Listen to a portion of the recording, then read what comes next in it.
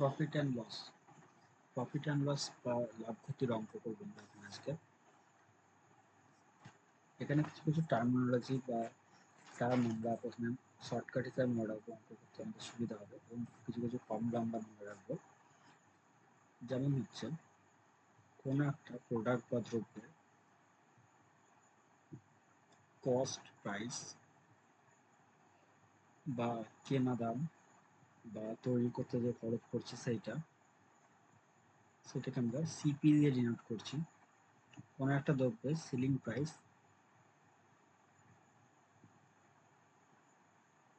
অর্থাৎ যে দামে আমরা বিক্রি করছি সেটাকে আমরা এসপি দিয়ে ডিনোট করছি। আর কোন একটা দ্রব্যের সর্বাধিক মূল্য বা ম্যাক্সিমাম রিটেলিং প্রাইস বা এমআরপি, সেটাকে আমরা এমআরপি দিয়ে লিখব। তো লস কখন হবে, কোন একটা প্রোডাক্ট বা দ্রব্য আমরা বিক্রি করে লস কখন করব? যখন আমরা কেনা দামের থেকেও কম দামে বিক্রি করব তখন সেটা লস হবে। এবার কেনা দামের থেকে কম দামে আমি যখন বিক্রি করলাম,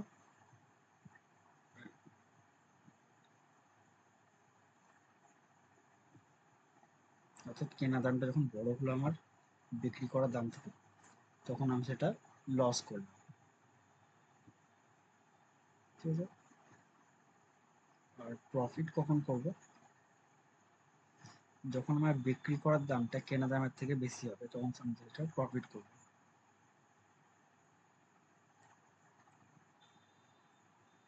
অর্থাৎ বিক্রির দাম যদি আমার কেনা দামের থেকে বেশি হয় তাহলে আমি প্রফিট করছি বা লাভ করছি, আর বিক্রি করার দাম যদি কেনা দামের থেকে কম হয় তাহলে আমি সেটা লস করছি বা ক্ষতি করছি নিজের।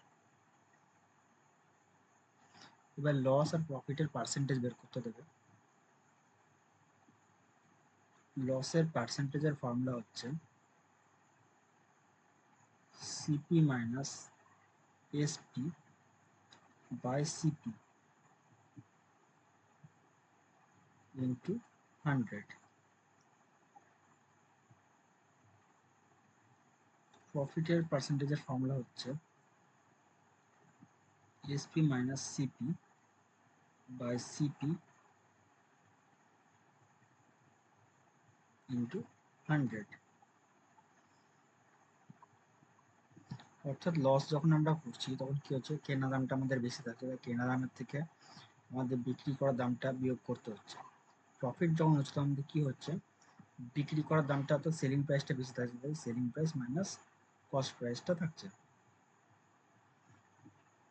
এবারে সিপি আর এসপি করে বের করে দেখো, সিপি এসপি বের করবো আমরা এখান থেকে বের করবো। প্রথমে আমরা লস থেকে বের করবো, তারপর প্রফিট থেকে বের করবো। তো প্রথমে আমরা এই লসের থেকে বের করছি, সিপি ক্যালকুলেট করছি লস থেকে, লস পার্সেন্ট থেকে। তাহলে কি হচ্ছে, লস পার্সেন্ট সমান এই 100টা দুই দিকে গুণ করে দিলাম, অর্থাৎ 100 CP minus 100 SP by CP. এবার সিপি কে এদিকে নিয়ে এলাম, অর্থাৎ সিপি ইন্টু লস পার্সেন্টেজ সমান 100 সিপি মাইনাস 100 এসপি। এবার এই সিপিটাকে এদিকে নিয়ে এলাম, অর্থাৎ CP into loss minus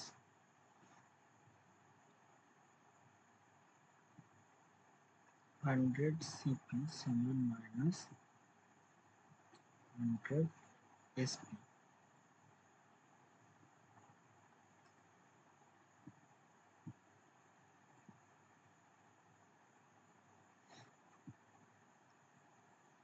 CP common নিলাম, তাহলে হলো লস মাইনাস 100 সমান মাইনাস 100 এসপি, আবার সিপি সমান minus 100 SP by loss minus 100। ওপর নিচে আমরা একটা মাইনাস দিয়ে গুণ করে দিচ্ছি, তাহলে হচ্ছে 100 এসপি বাই 100 মাইনাস লস। আশা করি এই বেসিক ব্যাপারটা তোমরা বুঝতে পেরেছো। তাহলে এটা হলো ফর্মুলা, তোমাদের এত ক্যালকুলেশন মনে রাখার দরকার নেই, শুধু এটুকু মনে রাখলেই হবে। লস যদি আমাদের প্রোভাইড করা থাকে আর সিপি যদি বের করতে বলে, তাহলে হচ্ছে এই হচ্ছে ফর্মুলা, লস পার্সেন্টেজ দেওয়া থাকে আর সিপি যদি বের করতে বলে তাহলে এটা হচ্ছে ফর্মুলা। এবার যদি প্রফিট পার্সেন্টেজ দেওয়া থাকে এবং আমাদেরকে সিপি বের করতে পারে বলে, তাহলে ফর্মুলাটা একটু পাল্টে যাবে। আমি এই জায়গাটা মুছছি আবার করার জন্য।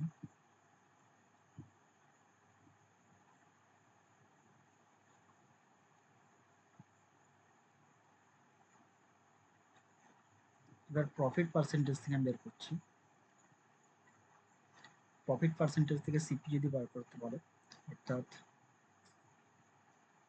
প্রফিট পার্সেন্ট এসপি গিভেন, অর্থাৎ দেওয়া আছে প্রফিট পার্সেন্ট আর এসপি যদি আমি জানি, তাহলে সিপি আমি এই ফর্মুলা দিয়ে বের করবো। কি করে করবো? তাহলে আবার একই রকম গুণ করে এদিক ওদিক নিয়ে এসে করতে হবে ব্যাপারটা। তখন সিপি ভ্যালু হবে এসপি ইন্টু 100 বাই 100 প্লাস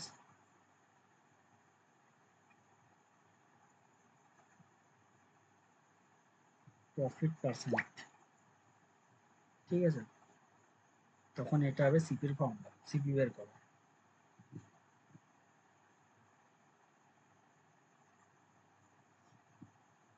এবার বলি এমআরপি।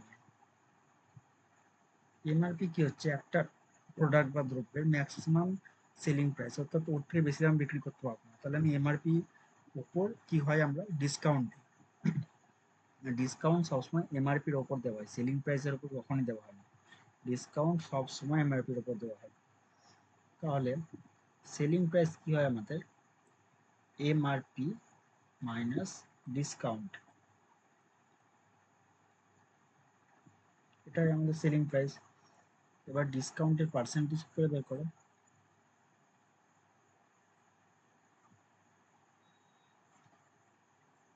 ডিসকাউন্টের পার্সেন্ট বের করে,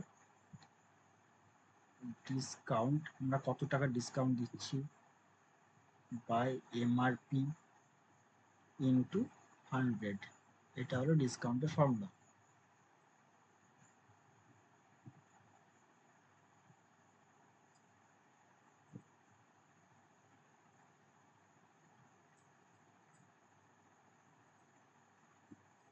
এমআরপি ফর্মুলা কি হচ্ছে তাহলে? SP into 100 100 minus discount percentage.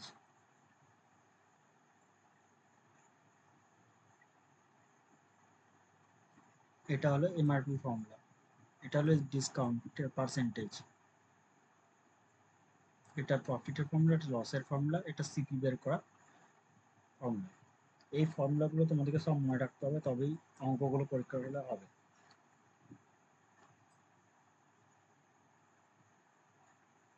এবার আমরা কিছু এক্সাম্পল করব এবং দেখবো